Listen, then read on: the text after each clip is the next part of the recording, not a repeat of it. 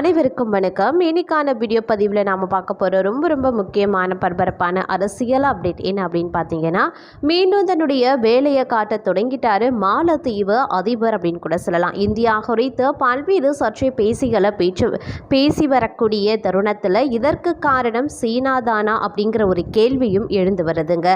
இது குறித்த பல்வேறு முக்கிய தகவல்கள் தற்போது வெளியாகி அரசியல் வட்டாரத்தில் பெரும் பரபரப்பை ஏற்படுத்தி வந்துட்டுருக்கு அப்படின்னு நான் சொல்லணும்.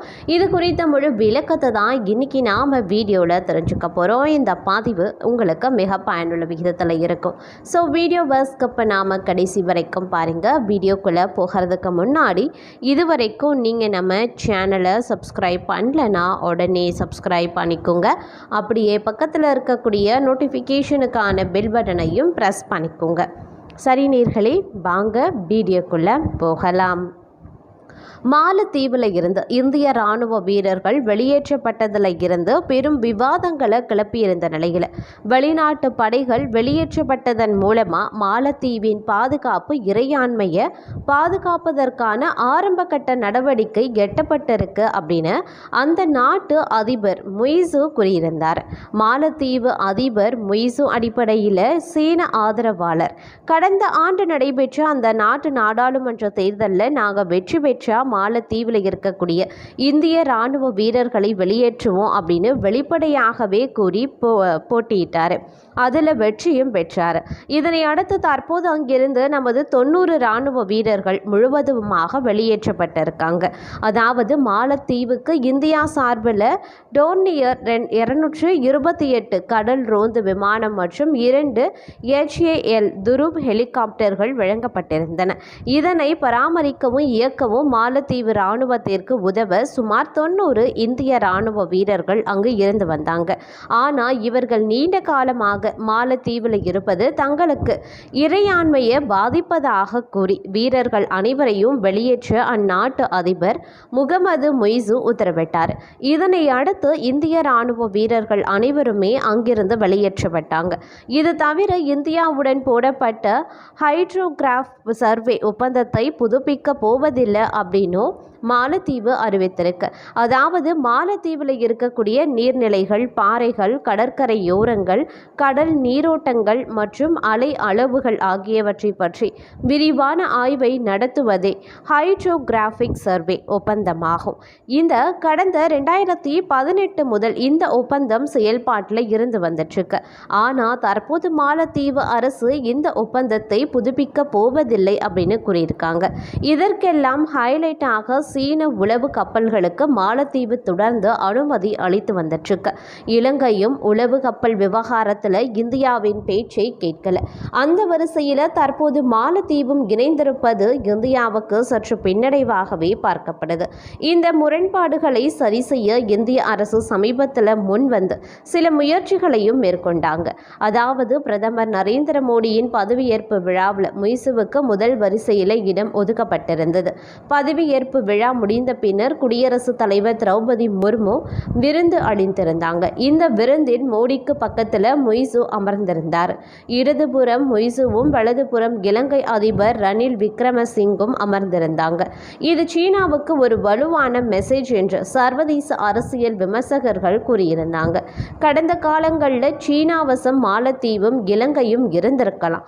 ஆனால் இனி வரும் நாட்களில் 2 நாடுகளும் இந்திய ஆதரவு நிலையை எடுக்கக்கூடும். அதற்கான முயற்சியை மோடியின் 3.0 அரசு மேற்கொள்ளும் என்பதை தான் இந்த புகைப்படம் காட்டுகிறது என்றும் குறிப்பிட்டிருந்தாங்க.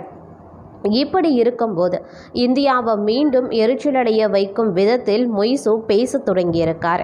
மாலத்தீவின் 59வது சுதந்திர தினத்தை முன்னிட்டு நாட்டு மக்களுக்கு உரையாற்றிய முய்சு மாலத்தீவில் இருந்து வெளிநாட்டு படைகள் வெளியேற்றப்பட்டதன் மூலமாக பாதுகாப்பு இறையாண்மையை பாதுகாப்பதற்கான ஆரம்பகட்ட நடவடிக்கையை நாம் எடுத்திருக்கோம்.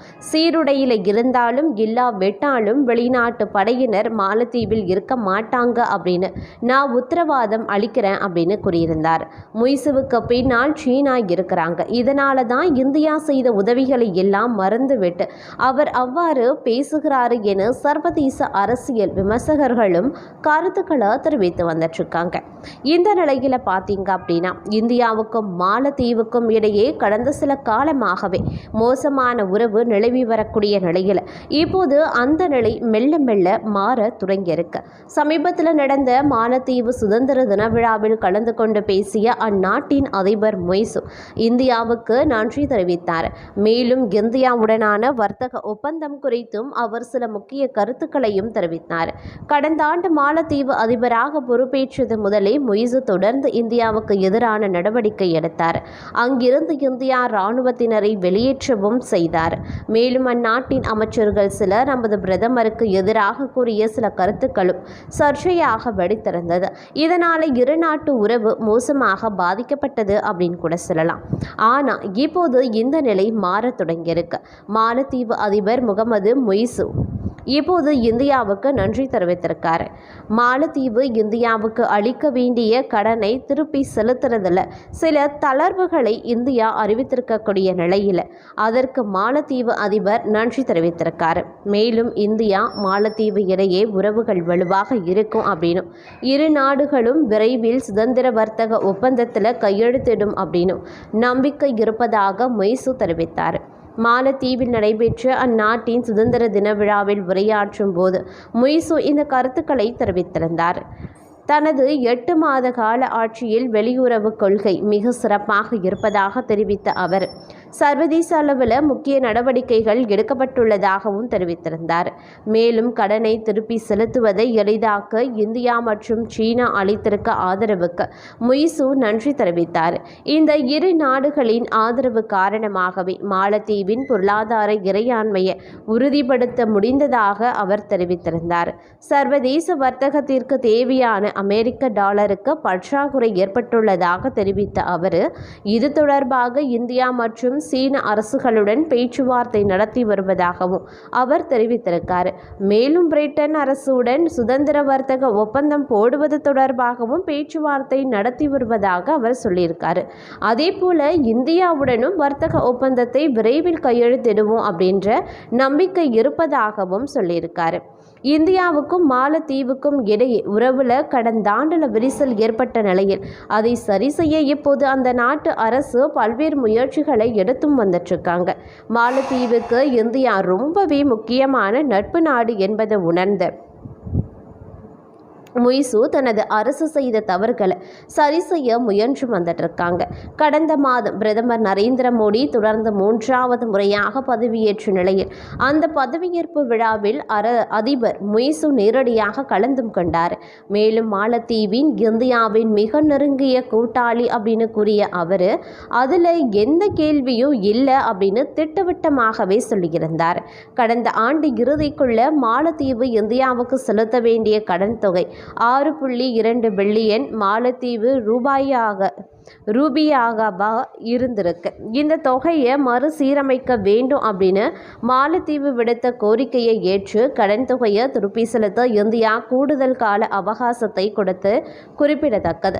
இதற்காகவே இப்போது இந்தியாவுக்கு மாலத்தீவு நன்றி தெரிவித்தும் வந்துட்டுருக்காங்க அப்படின்னு கூட சொல்லலாம். அது மட்டும் இல்லாமல் இந்தியாவில் தயாரிக்கப்பட்ட டோர்னியர் விமானங்கள், ஹெலிகாப்டர்கள் ஆகியவை மாலத்தீவில் மருத்துவம் மற்றும் பிற காரணங்களுக்காக பயன்படுத்தி வந்திருக்கு. இதனை பராமரிக்கவும் இயக்கவும் இந்திய இராணுவத்தைச் சேர்ந்த 90 இராணுவ வீரர்கள் மாலத்தீவில் இருந்தாங்க. இந்த நிலையில் சீனா ஆதரவாளரான முகமது மொய்சு அதிபர் தேர்தலில் வெற்றி பெற்றால் மாலத்தீவின் இறையாண்மையை பாதிக்கும் இந்திய இராணுவ வீரர்களை வெளியேற்றுவேன் அப்படின்னு பிரச்சாரம் செய்து அதனை நிறைவேற்றவும் செய்திருக்கார். அதன்படி மாலத்தீவில் இருந்த இந்திய இராணுவ வீரர்கள் அனைவருமே வெளியேற்றப்பட்டிருக்காங்க. மேலும் இந்தியா மாலத்தீவு இடையே போடப்பட்டிருந்த ஹைட்ரோகிராஃபிக் ஒப்பந்தத்தை புதுப்பிக்க போவதில்லை அப்படின்னு மொய்சு தெரிவித்திருந்தார். இதனால் இந்தியா மாலத்தீவு இடையே விரிசல் ஏற்பட்டிருந்த நிலையில் மோடி 3ஆம் முறையாக பிரதமர் பதவியேற்ற நிகழ்ச்சியில் மாலத்தீவு அதிபர் முகமது மொய்சு கலந்து கொண்டார். இதேபோல சீனாவிடம் இருந்து ரூபாய் 10,790 கோடியை மாலத்தீவு கடனாக பெற்றிருக்காங்க. மேலும் கடந்த ஜனவரி 8ஆம் தேதி மாலத்தீவு அதிபர் மொய்சு சீனா சென்றார். அப்போது சீனாவில் இருந்து மாலத்தீவுக்கு நேரடி விமான சேவைகளை அதிகரிப்பது, விமான நிலைய விரிவாக்கம் உள்ளிட்ட பல்வேறு விவகாரங்கள் குறித்தும் இரு நாட்டு அதிபர்களும் விவாதித்திருக்காங்க. 20 முக்கிய ஒப்பந்தங்கள்ல இரு நாட்டு அதிபர்களும் கையெழுத்திட்டு இருக்காங்க. இந்த நிலையில நேற்று முன்தினம் மாலத்தீவின் 59வது சுதந்திர தின விழா கொண்டாட்டம் நடந்தது. இதுல பேசிய முகமது மொய்சு மாலத்தீவின் பலவீனமான பொருளாதாரத்தை வலுப்படுத்த இந்தியா ரூபாய் 400 கோடி நிதி உதவி வழங்கியிருக்கு அப்படின்னு சொல்லியிருக்காரு.